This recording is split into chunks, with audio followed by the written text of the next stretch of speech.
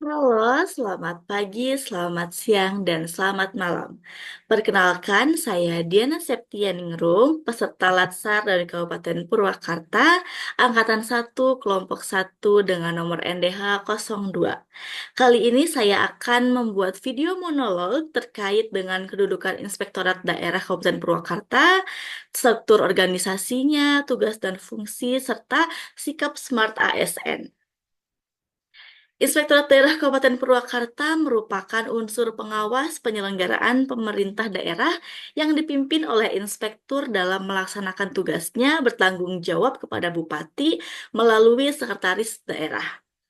Pengertian dari inspektorat ini saya dapatkan melalui Peraturan Bupati Purwakarta Nomor 28 Tahun 2023 tentang kedudukan susunan organisasi, tugas dan fungsi serta tata kerja Inspektorat Daerah.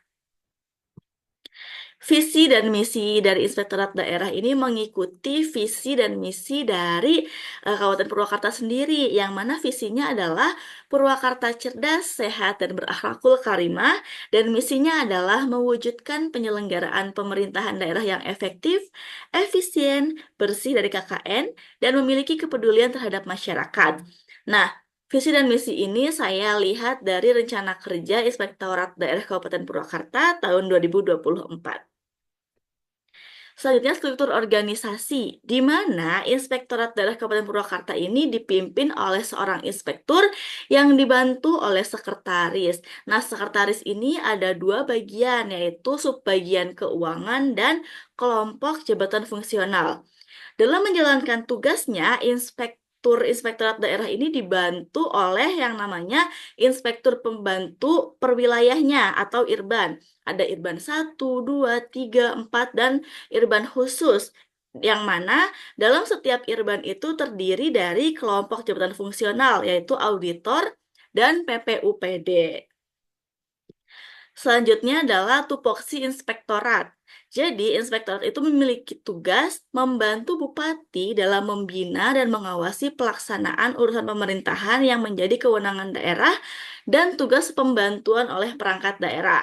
Dan fungsinya adalah perumusan kebijakan teknis bidang pengawasan dan fasilitasi pengawasan, pelaksanaan pengawasan internal terhadap kinerja dan keuangan melalui audit, review, evaluasi, pemantauan, dan kegiatan pengawasan lainnya seperti investigasi.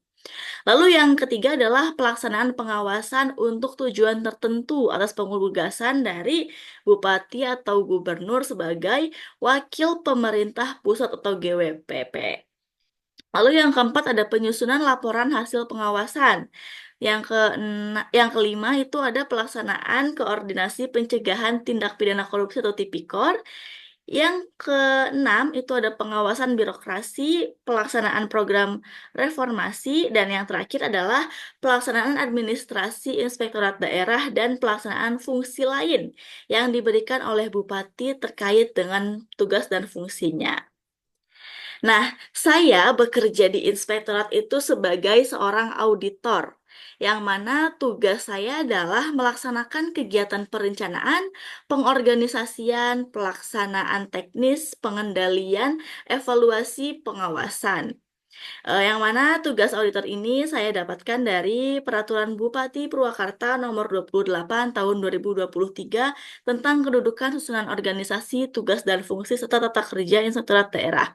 Nah, saya itu sebagai auditornya adalah sebagai auditor terampil pelaksana, yang mana dalam pengerjaan tugasnya saya ini sebagai anggota, yang mana saya itu hanya melakukan penugasan secara sederhana. Begitu.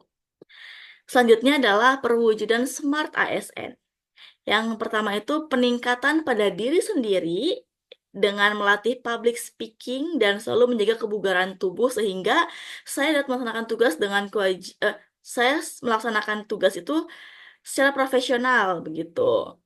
Kenapa public speaking saya itu harus dilatih? Karena tugas saya itu kan sebagai pengawasan dan pembinaan, yang mana membutuhkan public speaking yang bagus supaya dapat dimengerti oleh eh, OPD, kecamatan, dan desa begitu.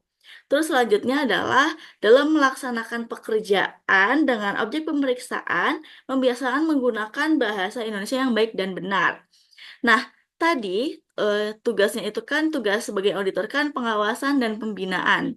Yang mana dalam melaksanaan pembinaan itu kan kita akan melaksanakan sosialisasi ya. Sosialisasi itu kan kita membutuhkan bahasa Indonesia yang baik dan benar dan mudah dimengerti oleh yang mendengarkan begitu. Terus pada saat pengawasan itu kan kita menumpahkan hasil temuan itu di naskah hasil temuan dan laporan hasil temuan kan.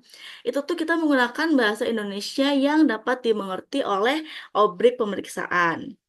Lalu yang terakhir adalah penggunaan Google Sheet dalam mengerjakan penugasan dengan pengendali teknis dan ketua tim agar dapat berkomunikasi secara langsung dan saling mengkoreksi pekerjaan timnya. Nah, di ruangan saya di Urban 4 itu dalam mengerjakan kertas kerja auditnya sudah menggunakan Google Sheet yang mana kita dapat menggunakan Google Sheet ini secara bersamaan. Jadi dalam pekerjaan ini tuh apabila ada kerjaan saya yang harus dikoreksi oleh ketua tim, itu tidak perlu lagi bawa laptop ke meja ketua tim, tapi bisa dengan saling melihat Google Sheet dari masing-masing laptopnya, lalu tektokan secara langsung dan perbaikan secara langsung seperti itu. Baik, terima kasih penjelasan mengenai Inspektorat dan perwujudan Smart ASN dari saya. Semoga dengan adanya video ini bisa menambah wawasan mengenai Inspektorat untuk teman-teman yang mendengarkannya. Baik, terima kasih atas perhatiannya.